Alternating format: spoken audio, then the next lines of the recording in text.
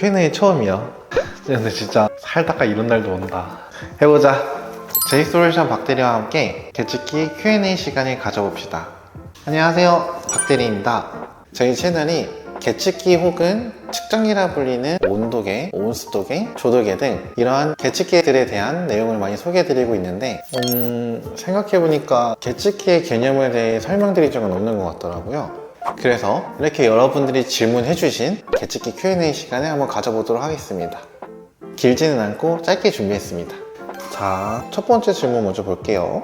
계측기는 무엇인가요? 라는 질문이 있었는데요. 계측기는 물리적, 화학적, 혹은 전기적인 것들을 측정하는 장비인데요. 이렇게 설명하면 너무 어려운데?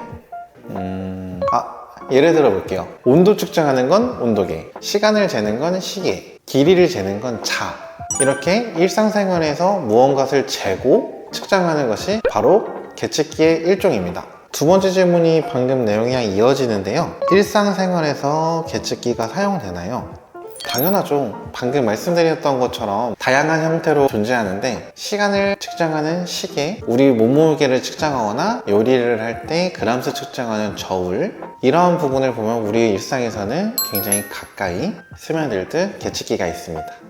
다음 질문. 계측기 중에 아날로그와 디지털이 있는데 무슨 차이죠? 자, 단어를 보면 느껴지는 게 있죠. 아날로그, 디지털. 이 두 가지는 데이터 표현 방식의 차이가 있어요. 아날로그 먼저 설명드릴게요. 전통 시계를 보면 시계에서 바늘이 움직이면서 값을 나타내잖아요. 그런 방식을 아날로그라 합니다. 디지털 방식은 계측기의 측정값을 디지털 신호로 변환해서 데이터를 보여주죠. 보통 숫자로 나타나고 측정기 화면에 표시됩니다. 그래서 비교적인 정확도랑 저장이 가능한 점이 디지털 방식의 장점이기도 하죠. 다음 질문 읽어볼게요. 안녕하세요, 박대리님. 잘 보고 있습니다. 정확한 측정을 위해 어떤 점을 고려해야 하는지 알려주세요. 이 부분이 궁금하시구나. 일단 크게 세 가지 확인하셔야 합니다.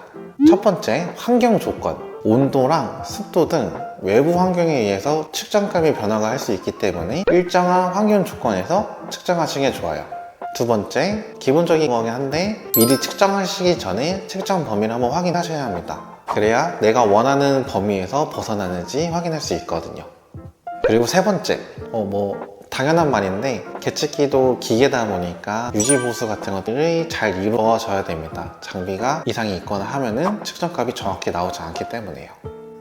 계측기 오차 범위는 무엇인가요? 이게 왜 중요하죠? 오차 범위란 실제값 사이의 최대 차이를 의미합니다. 모든 계측기는 특성상 일정량의 오차를 가지고 있죠. 오차 범위는 정확성과 관련된 매우 중요한 개념.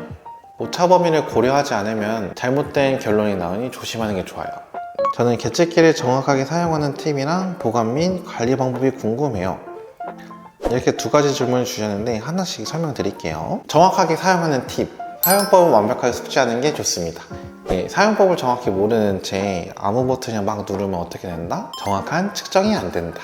두 번째는 계측기도 기계다 보니까 정기적인 점검이 필요합니다. 그리고 보관 방법 바로 가시죠. 때로는 센서 등이 오염될 수가 있는데 센서 부분이 오염되면 정확도에 문제가 생길 수 있으니 깨끗하게 보관해 주시는 건 필수입니다. 그리고 이제 주변 환경에서 과도한 습도나 온도 같은 거에선 기기에 문제가 생길 수 있으니 이 부분 조심해 주시고, 만약 이상이 있으실 경우 구매한 곳에 문의하셔갖고 AS 받으시면 됩니다. 자, 이제 마지막 질문입니다. 제 퇴근도 다가오고 있어요. 계측기 검교정이란 뭔가요?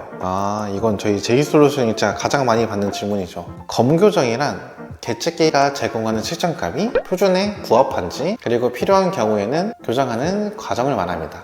계측기의 정확성과 신뢰성을 보장하기 위해 필수적인 작업입니다. 그리고 검교정 같은 경우 코라스 인증을 받은 업체에서만 진행할 수 있고요. 국제 표준기구를 통과한 장비들 가지고 비교 측정을 수행합니다. 그러면 나의 계측기가 얼마나 정확한지, 얼마나 오차범위를 가지고 있는지 알 수 있는 거죠. 자, 이렇게 여러분이 궁금하셨던 계측기 Q&A 영상이었습니다.